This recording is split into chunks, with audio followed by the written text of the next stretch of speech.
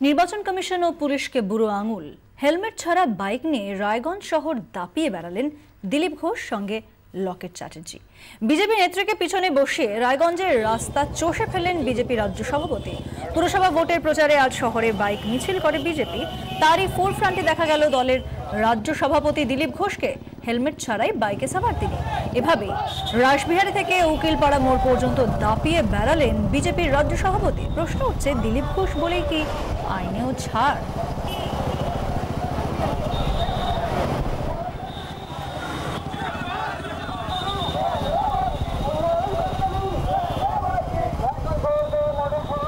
রায়গঞ্জ শহরে টিএমসির গুন্ডারা ভয় দেখাচ্ছিল, লোক বাড়ি থেকে বেরোচ্ছিল না, লোকে বলছিল আমরা ভোট দিতে পারবো না।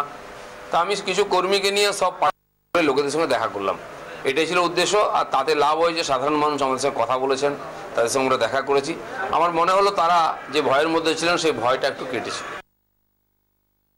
দিলীপ ঘোষ বরাবরই আইন ভঙ্গ করে কাজ করে, এটা ওনার একটা অভ্যাসে দাঁড়িয়ে গেছে এবং প্রচারের আলোয় আসবার জন্য বিশেষ করে আইনটা ভঙ্গ করে, যাতে তাকে টিভি মিডিয়ায় দেখানো হয় যে তিনি বেআইনি কাজ করছেন।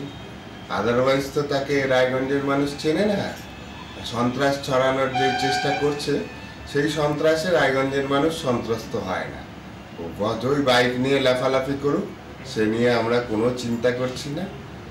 সমস্ত মানুষ রায়গঞ্জের একত্রিত হয়ে গেছে, যেটার জন্য করছে রায়গঞ্জ মিউনিসিপ্যালিটি, সেখানে একটাও সিট দিলীপ ঘোষরা পাবে না।